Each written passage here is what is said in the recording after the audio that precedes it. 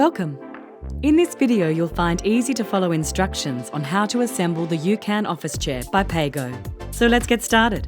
Included in the box are 5 casters, the base, a gas lifter, the posture sure mechanism attached to seat, the mechanism safety cover, the back assembly with arms attached, the headrest detaching bracket, 3 long screws with washer and spring for attaching the back to the mechanism, 2 short screws for attaching the headrest bracket, 2 spare screws, and an Allen key to help put it all together.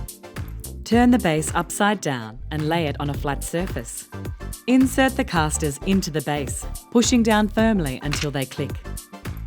Then, flip the base over and insert the gas lifter into the base. Part 1 is complete. Place the seat on a raised surface.